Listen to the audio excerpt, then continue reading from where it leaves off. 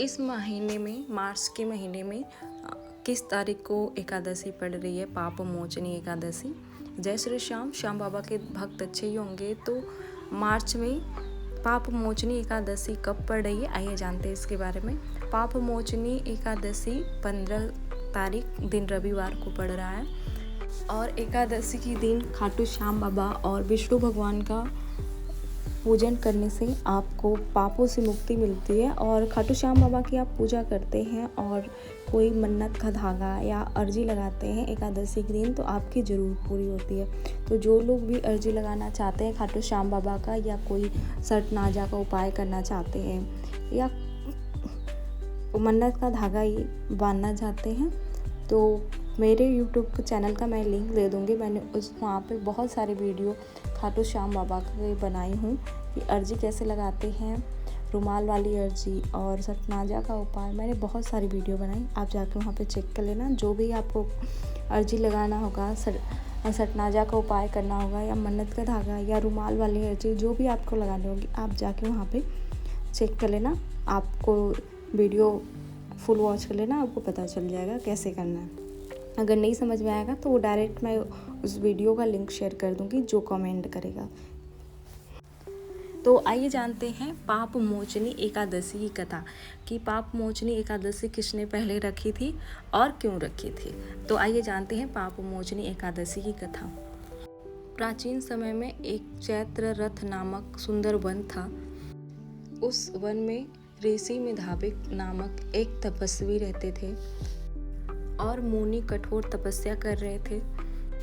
वह भगवान विष्णु के भक्ति में लीन थे। उसी समय स्वर्ग में मंजू घोषा नामक एक सुंदर अप्सरा रहती थी। एक बार कामदेव ने ऋषि की तपस्या भंग करने के लिए मंजू घोषा को भेजा। मंजू घोषा ने वन में जाकर बीड़ा बजा के मधुर गीत गाए। उसी सुंदरता और संगीत से ऋषि मेधावी का मन मोहित हुआ और उनकी तपस्या भंग हुई और कई वर्षों तक ऋषि उस अप्सरा के साथ रहे। बहुत समय बाद जब ऋषि को अपनी भूल का एहसास हुआ तो ऋषि को बहुत ज़्यादा क्रोध आया और मंजू घोषा को ऋषि ने पिशाच बनने का श्राप दे दिया। मंजू घोषा ने बहुत विनती की और क्षमा मांगी ऋषि से। तब ऋषि ने कहा कि चैत्र मास की शुक्ल पक्ष की एकादशी पाप मोचनी एकादशी का व्रत करने से तुम्हें इस श्राप से मुक्ति मिल जाएगी। मंजू घोषा ने पाप मोचनी एकादशी का व्रत किया पूरी श्रद्धा से। व्रत के प्रभाव से उसका पिशाच रूप समाप्त हो गया और मंजू घोषा फिर से सुंदर अप्सरा बन के स्वर्ग लौटी। ऋषि मेधावी ने भी इस पाप मोचनी एकादशी का व्रत किया और अपने पापों से मुक्त हो गए। कहा जाता है कि अगर आप एकादशी का व्रत कर रहे हो, अगर निर्जला, शास्त्रों में तो लिखा है कि निर्जला ही व्रत करना चाहिए या फलाहार व्रत करना चाहिए, तो ज़्यादातर तो फलदायक होता है निर्जला। बहुत सारे लोग फलाहार भी करते हैं जो लोग निर्जला नहीं रह पाते हैं। वैसे तो मैं निर्जला व्रत ही रहती हूँ एकादशी का। मान्यता है कि शास्त्रों में कहा गया है निर्जला व्रत का ही आपको पुण्य मिलता है। और एकादशी का इतना नियम होता है ना, तो कुछ लोग बोलेंगे कि मुझे एकादशी का व्रत करना ही नहीं है। मान लो इतना कठोर भी नहीं होता है, कठिन भी नहीं होता है, लेकिन इसमें कुछ नियम होते हैं जिनको हमें फॉलो करना पड़ता है। तो इसलिए बहुत सारे लोग इसीलिए नहीं कर पाते कि एकादशी में इतने सारे नियम होते हैं, कैसे हम कर पाएंगे, नहीं हो पाता है किसी से।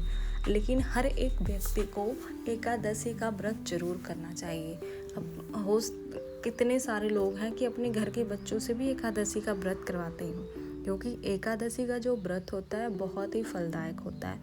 और एकादशी का व्रत करने से अगर हमसे जाने अनजाने में छोटी मोटी गलतियाँ हुई है, या जाने अनजाने में हमसे कोई पाप हुआ है, या हम जान के ही कभी कभी हम जानते भी है फिर भी वो हम कार्य कर देते हैं, तो उस समय हम भक्ति में नहीं रहते तो वो कार्य हो जाता है। कभी कभी ऐसा हुआ होगा कुछ लोगों के साथ कि वो जब भगवान की भक्ति में नहीं होते तो उनसे कुछ ना कुछ ऐसा कार्य हो जाता है कि उनको बाद में जाके उस कार्य करने का रिग्रेट होता है, यानी पछतावा होता है कि हमने ये कार्य क्यों किया। अगर जाने अनजाने में ऐसी कोई गलती आपसे हो चुकी है तो आप एकादशी का व्रत करिए और भगवान से, विष्णु भगवान से ये कहिए कि जो मैंने गलती की है उसकी क्षमा याचना हमें दीजिए। आपको ज़रूर उन पापों से मुक्ति मिल जाएगी जो आपने जान के किया या जाने अनजाने में किया। और एकादशी का व्रत खाटू श्याम का भी रहा जाता है, खाटू श्याम बाबा का भी।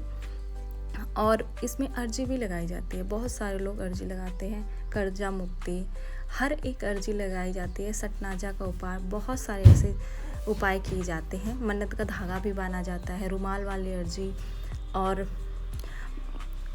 श्याम बाबा की भभूति कैसे बनाई जाती है मैंने अपने यूट्यूब चैनल पे सारा कुछ अपलोड किया है। मैं लिंक शेयर कर देती हूँ, आप जाके वहाँ से, इसी वीडियो में मैं लिंक शेयर कर दूँगी, आप जाके चेक कर लेना यूट्यूब चैनल। मैंने वहाँ पे श्याम जल कैसे बनाया जाता है, श्याम बाबा की भभूति कैसे बनाई जाती है, और बहुत सारी मैंने अर्जी भी बताई कि कौन सी अर्जी कैसे लगाई जाती है। तो आप जाके चेक कर लेना, आपको पूरी जानकारी मिल जाएगी, और सब्सक्राइब भी कर लेना। जय श्री श्याम।